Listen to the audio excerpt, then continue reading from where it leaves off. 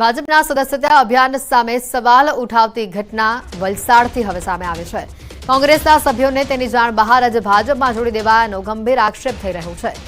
ધરમપુરમાં કોંગ્રેસના બે અગ્રણીઓને જ ભાજપના સભ્ય બનાવી દેવાનો આક્ષેપ થઈ રહ્યો છે। કોંગ્રેસ સેવા દળના વલસાડ જિલ્લા પ્રમુખ રમેશ પટેલ અને કોંગ્રેસના માજી કારોબારી સભ્ય રાજેશ પટેલ ભાજપના સદસ્યતા અભિયાન દરમિયાન જોડાયા હોવાના ફોટા પણ સોશિયલ મીડિયા પર વાયરલ થયા છે, જેને લઈને ચર્ચા તેજ થઈ છે। ત્યારે કોંગ્રેસ અગ્રણીઓ સામે આવ્યા અને છેતરપિંડી કરીને ભાજપના સભ્ય તરીકે નોંધણી કરી દીધી હોવાની સ્પષ્ટતા તેઓ કરી રહ્યા છે। અરુણભાઈ કહ્યું કે આપના મોબાઈલમાં ઓટીપી આવ્યું છે। મેં કહ્યું કે નહીં। તો આપ ક્યાં બેઠા છો? તો કે ઓફિસમાં। એટલે અમે નજીકમાં જ હતા, એટલે અમે એમની ઓફિસમાં ગયા। ત્યાં એમના કર્મચારીએ મારો મોબાઈલ લીધો અને મિસયુઝ કર્યો અને એમણે સભ્ય નોંધણીમાં રમેશભાઈ સ્વૈચ્છિક રીતે જોડાયા છે એવો ઇન્સ્ટાગ્રામ પર અને બીજા સોશિયલ મીડિયા ઉપર વિડીયો વાયરલ કર્યો છે, જે તદ્દન ખોટો છે।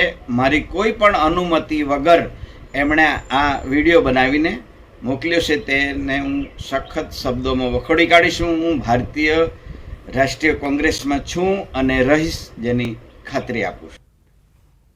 કોંગ્રેસ અગ્રણીઓએ આ મામલે ધરમપુરના ભાજપના ધારાસભ્ય અરવિંદ પટેલ સામે આક્ષેપ કર્યા છે। તેમના કર્મચારી મોબાઈલ લઈને સંમતિ વગર જ તેઓને સભ્ય બનાવ્યા હોવાની વાત સામે આવી।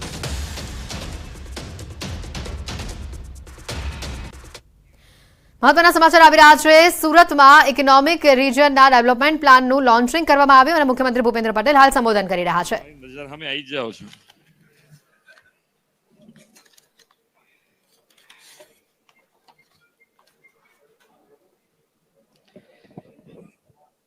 नीति आयोग द्वारा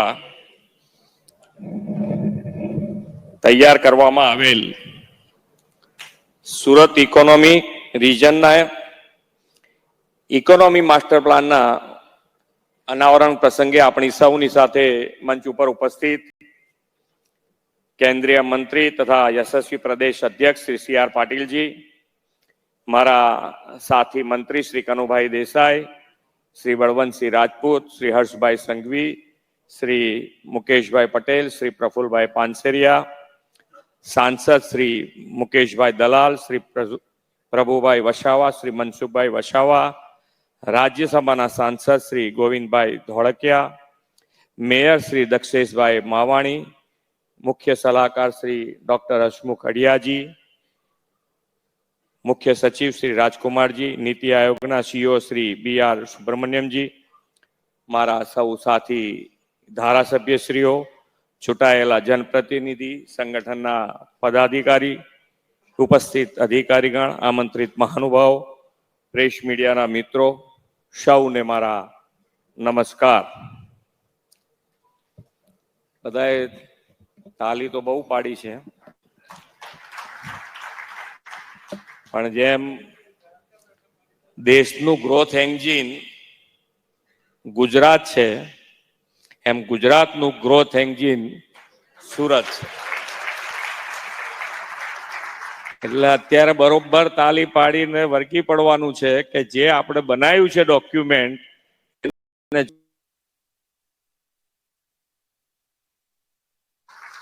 એટલે હવે જેટલી તાલી પાડ્યું એટલી પાડી લો કચાઈને કે આપણે કામ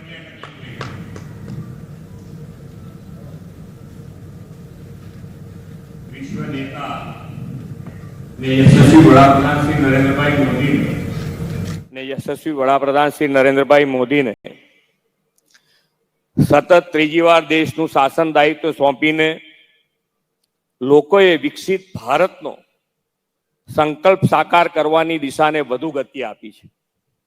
श्री नरेंद्रभाईना सफल शासनकाळ में भारत विश्वनी 5મી मोटी आर्थिक ताकत बन्यु छे। हवे त्रीजी टर्म में तेमणे भारतने त्रीजी आर्थिक ताकत बनावવાનો संकल्प कर्यो छे।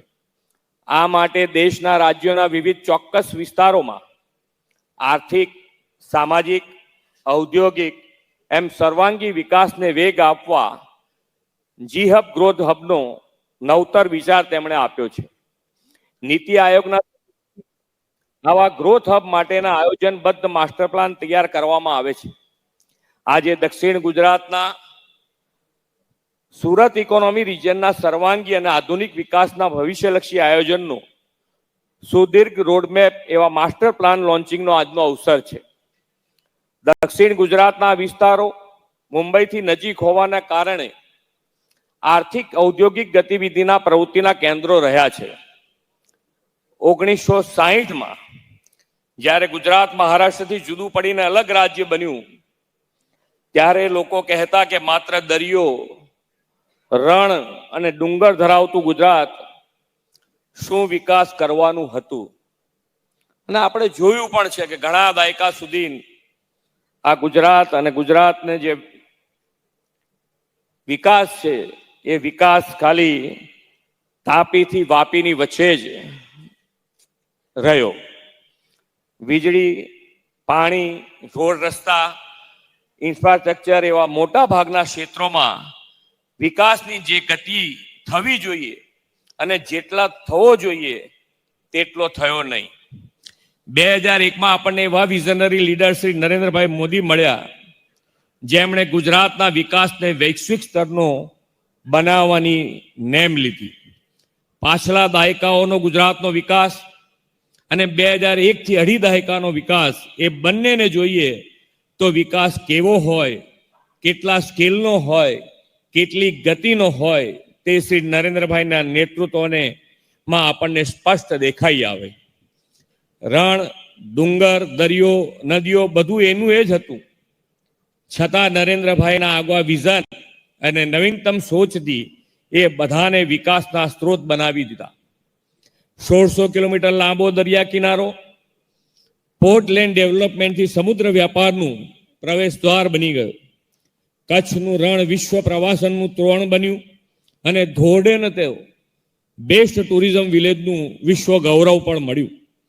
રણ પ્રદેશ અને ઉત્તર ગુજરાતની રેતાળ જમીનનો સૂર્ય ઉર્જાના ઉત્પાદનમાં ઉપયોગ કરીને દેશનો પહેલો સોલાર પાર્ક ચારણકામમાં તેમણે સ્થાપ્યો હતો.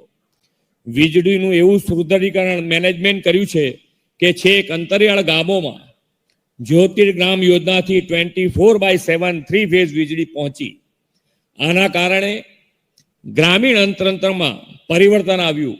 એટલું જ નહીં, ગામડાઓમાં પણ મલ્ટી સ્પેશિયાલિટી હોસ્પિટલ ખુલી. આદરણીય શ્રી નરેન્દ્રભાઈએ સુજલામ સુફલામ અને સૌની યોજના તથા કેનાલ નેટવર્કથી નર્મદાના પાણી ગામે ગામ પહોંચાડી જળ ક્રાંતિ કરી. જળ શક્તિ અને જનશક્તિને જોડીને બેસ્ટ વોટર મેનેજમેન્ટ કર્યું. વાયબ્રન્ટ સમિટથી વિશ્વમાં manufacturing hub, auto hub, pharma hub, semiconductor hub તરીકે ગુજરાતની ઓળખ તેમણે ઊભી કરી. વાયબ્રન્ટ સમિટની આ સફળતાના પગલે રાજ્યમાં મોટા પાયે રોજગારી મળતી થઈ. પોલિસી ડ્રીવન અને સેક્ટર સ્પેસિફિક પોલિસીસ ધરાવતા સ્ટેટ તરીકે ગુજરાત દેશ વિદેશના ઉદ્યોગકારો માટે બેસ્ટ ચોઇસ ઓફ ઇન્વેસ્ટમેન્ટ બન્યું. શ્રેષ્ઠ લોજિસ્ટિક, ઇન્ફ્રાસ્ટ્રક્ચર ફેસિલિટીઝ અને ઇઝ ઓફ ડુઈંગ બિઝનેસની વડાપ્રધાનશ્રીએ આપેલી પરંપરાથી ગુજરાત દેશના વિકાસનું રોલ મોડેલ બની ગયું છે. આપણે તેમના જ પદચિહ્ન અને માર્ગદર્શન પર ચાલતા વિકાસની આ યાત્રાને વધુ બુલંદ બનાવી છે. એ માટે આવનાર 25 વર્ષના વિકાસને કેન્દ્રમાં રાખીને વિકાસ નકશો તૈયાર કરીને આયોજનબદ્ધ રીતે આગળ વધી રહ્યા છે. આવા આયોજનબદ્ધ વિકાસ માટે નીતિ આયોગ ઇનિશિયેટિવ્સ લઈને દક્ષિણ ગુજરાતના 6 જિલ્લાઓના સર્વાંગી આર્થિક વિકાસ માટે સુરત ઇકોનોમિક રિજિયનનો માસ્ટર પ્લાન તૈયાર કર્યો છે. સુરત ગુજરાતના આર્થિક ગતિવિધિના કેન્દ્ર તરીકે અગ્રણી શહેર છે.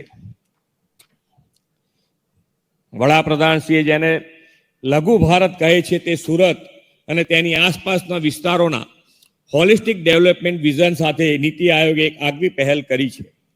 વિકાસ એકાંગી નહીં સર્વાંગી હોય તેવી આદરણીય વડાપ્રધાનશ્રીની સંકલ્પના સુરત ઇકોનોમી રિજિયનમાં સુરત, ભરૂચ, વલસાડ, ડાંગ, નવસારી અને તાપીના વિકાસ માસ્ટર પ્લાનથી સાકાર થવાની છે.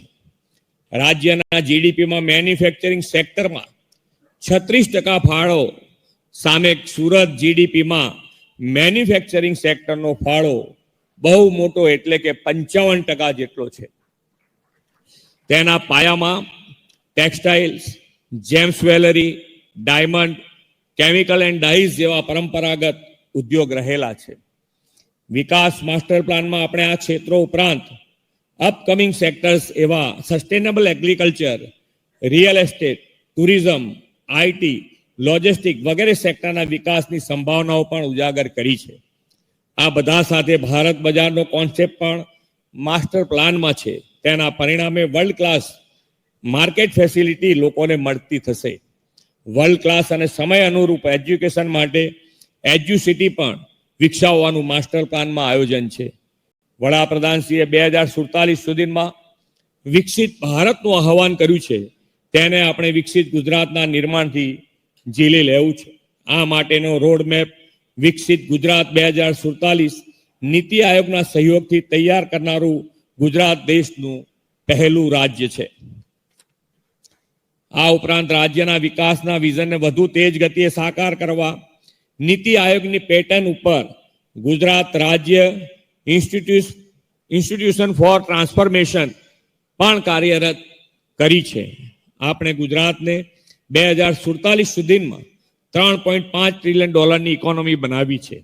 આ માસ્ટર પ્લાનને માત્ર અહેવાલ સ્વરૂપે ન જોઈએ, પરંતુ આ 6 જિલ્લાઓમાં તેના વ્યાપકપણે અમલથી સમગ્ર દેશના ઇકોનોમિક લેન્ડસ્કેપમાં મોટું પરિવર્તન લાવી શકીશું. આપણે ઉત્તર ગુજરાત, સૌરાષ્ટ્ર, મધ્ય ગુજરાત, અન્ય વિસ્તારો માટે પણ આવા જ ભવિષ્યલક્ષી માસ્ટર પ્લાન દ્વારા વડાપ્રધાનશ્રીની સંકલ્પના મુજબના વિકસિત ભારત 2047 માટે વિકસિત ગુજરાત બનાવીશું. આ માટે નીતિ આયોગનું માર્ગદર્શન મળતું રહેશે એવી મને શ્રદ્ધા છે. હજુ વધુ સ્પીડ અને સ્કેલથી ગુજરાતના વિકાસને આગળ ધપાવી આ અમૃતકાળને વિકાસનો સુવર્ણકાળ સૌ સાથે મળીને બનાવીએ એવી અપેક્ષા સાથે વિરમું છું. ભારત માતા કી જય. વંદે માતરમ. જય જય ગરવી ગુજરાત.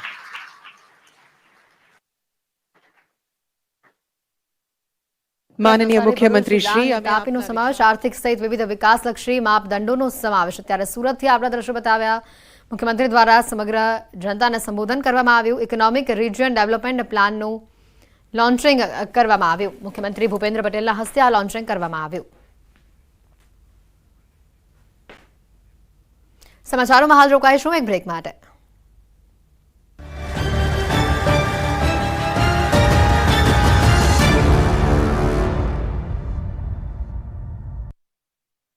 ગ્રહણ લાગવાની શક્યતા દેખાઈ રહી છે. અમરોલીમાં અંજની ઇન્ડસ્ટ્રીમાં હજારોની સંખ્યામાં પાવર લૂમ્સના ખાતા ધમધમી રહ્યા છે. ત્યારે દર વર્ષની માફક આ વર્ષે પણ ઉડિયા ભાષામાં પોસ્ટર લગાવવાના શરૂ થઈ જતા ભયનું વાતાવરણ છે અને આખી ઇન્ડસ્ટ્રી બંધ છે. સુરતના ટેક્સટાઇલ ઉદ્યોગમાં પાવર લૂમ્સમાં ખૂબ મોટી સંખ્યામાં ઓડિશાના કામદારો કામ કરે છે.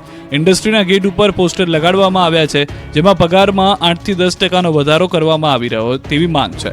1 મીટર દીઠ 20 થી 25 પૈસાનો વધારો કરવામાં આવે તેવી માંગ છે. ઉપરાંત ગેટ ઉપર લખવામાં આવ્યું છે કે જે પણ કામે જશે તે કામદારના હાથ પગ કાપી લેવામાં આવશે. આ પ્રકારની ધમકી આપતા પોસ્ટર લગાવતા અંજની ઇન્ડસ્ટ્રીમાં સોપો પડી ગયો. કામદારો ઇન્ડસ્ટ્રીમાં પ્રવેશ ન કરતા આખરે આખી ઇન્ડસ્ટ્રી બંધ રહી હતી.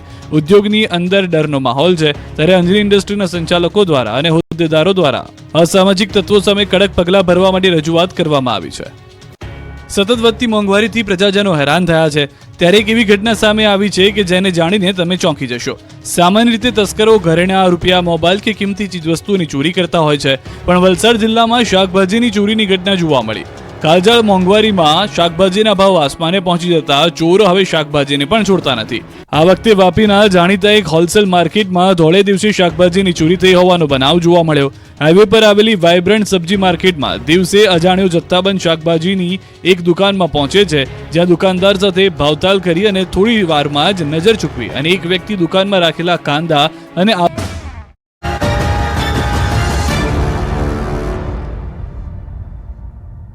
બ્રેક બાદ આપનું સ્વાગત છે.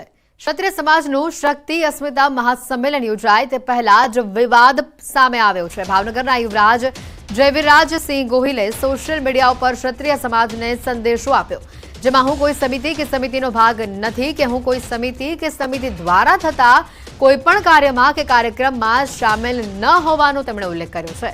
સમાજના વડીલોના માર્ગદર્શન હેઠળ મારા પૂર્વજોના સિદ્ધાંતો અને મૂલ્યોને અનુસરીને મારા સમાજના ભલા માટે સખત મહેનત કરીશ. વધુમાં તેમણે કહ્યું કે રાજપૂત સમાજની કોઈપણ સમિતિ તેમના રાજકીય લાભ ઘાંટવા માટે મારા પૂર્વજો અથવા મારા પરિવારના વડીલોનો ઉપયોગ કે દુરુપયોગ કરીને રાજકારણમાં સામેલ ન થાય. મહત્વનું છે કે અમદાવાદમાં 20મી એટલે કે આવતીકાલે ક્ષત્રિય સમાજનું શક્તિ અસ્મિતા મહાસંમેલન યોજાવાનું છે. સમસ્ત ક્ષત્રિય શક્તિ અસ્મિતા મંચની જાહેરાત થઈ છે, જેમાં પ્રમુખ તરીકે ભાવનગરના મહારાજા વિજયરાજસિંહજી ગોહિલની તાજપોશી કરાઈ હતી.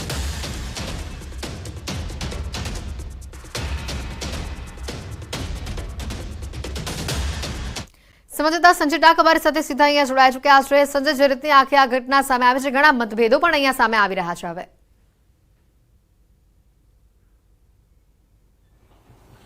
બિલકુલ, એક તરફ આવતીકાલે જે છે તે સમસ્ત ક્ષત્રિય શક્તિ અસ્મિતા મંચ યોજાવા જઈ રહ્યો છે. ગોતામાં મહાસંમેલન યોજાવા જઈ રહ્યું છે અને બીજી તરફ ભાવનગરના યુવરાજ જે છે તેઓની જે પોસ્ટ સોશિયલ મીડિયામાં વાયરલ થઈ છે અને એ ક્યાંક ને ક્યાંક અત્યારે ચર્ચાનું કેન્દ્ર બની છે. આપણી સાથે આ જે સંમેલન જે છે તેના પ્રવક્તા અર્જુનસિંહ આપણી સાથે છે અને તેઓ પાસેથી જાણીશું.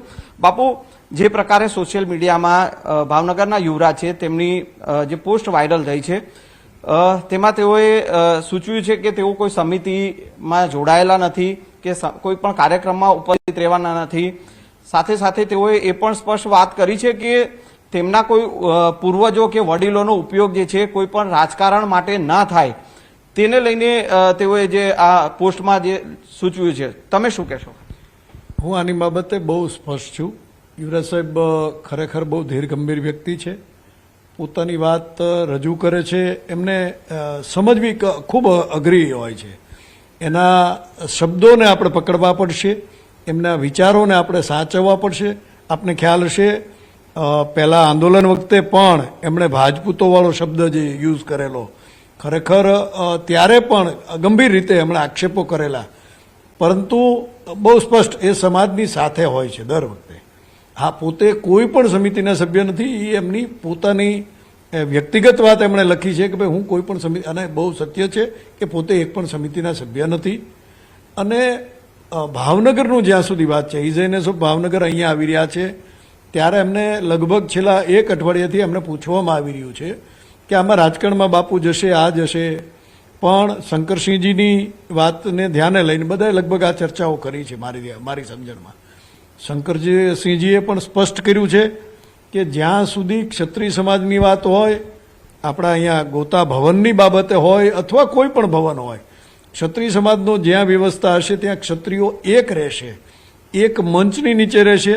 પોતાના રાજકીય જોડા એ બહારની સાઈડ મૂકીને આવશે. એમને ભારતીય જનતા પાર્ટી હોય, કોંગ્રેસ હોય તો અપક્ષ હોય, કોઈ પણ હોય, એમણે અહીંયા રાજકારણ લાવવાનું નથી. અને આપણે રાજકારણ આની અંદર તો ક્યારેય નહીં કરીએ. હા, તમને રાજકારણ કરવાનો શોખ છે, મને પણ કરવાનો શોખ થતો હશે, તો આપણે દિવાલની બહાર કરશું. અહીંયા આપણે રાજકારણ સમાજકારણ અહીંયા કરશું. અહીંયા કોઈ રાજકારણ કરવાનો ક્યાંય જગ્યા જ નથી અને આપણે કરશું પણ નહીં. ઓકે બાપુ, આ જે પોસ્ટ જે છે તો એમાં કોઈ પણ પ્રકારનો કોઈ મતભેદ કે એવું તમને લાગતું નથી ને?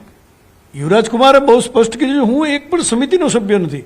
હા, એમની જે ચિંતા છે એણે બહુ સ્પષ્ટતાથી કરી છે, એણે જાહેર કર્યું. હું ગૌરવપૂર્ણ કહું છું કે એમણે કર્યું, એ બહુ સારી વાત છે કે ક્યાંક લોકોની વાત છે એની વાતને સ્પર્શ્યા છે, પોતાના દિલની વાત કરી છે કે તમને બધાને જે છે એ મને છે કે રાજકારણમાં દુરુપયોગ થાય ક્યાંય, મારા સમાજનો, મારા ઘરનો, મારા પરિવારનો.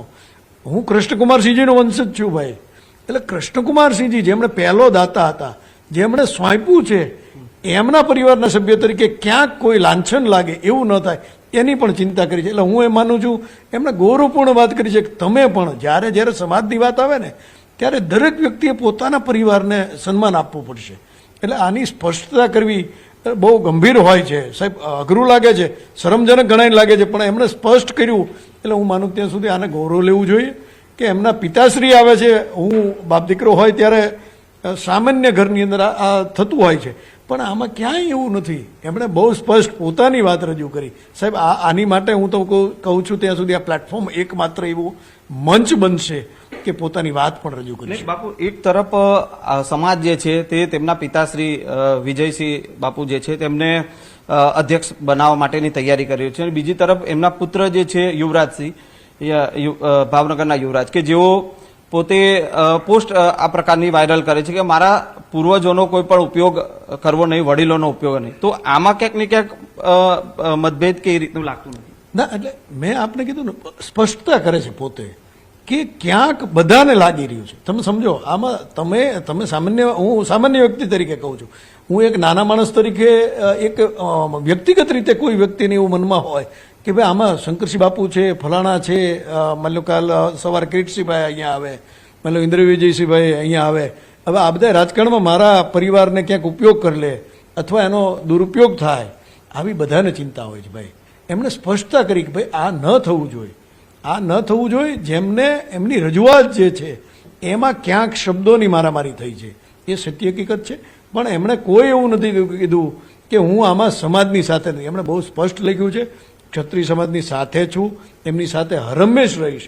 એટલે માટે આ સમાજને એક કરવાનું, જ્યાં બોન્ડિંગ કરવાની વાત હશે ત્યાં દરેક પારિવારિક સભ્ય તરીકે પોતે હાજર હશે, રહેશે. અને યુવરાજકુમાર તરીકે પોતે લગભગ સ્પષ્ટ વક્તા છે. એ માટે પોતે આનાથી અત્યારે સાથે સમાજના એક પણ કમિટી અથવા સમિતિમાં નથી. એ એમની વાત છે, એ રજૂ. બુલેટિનમાં ત્યારે ફક્ત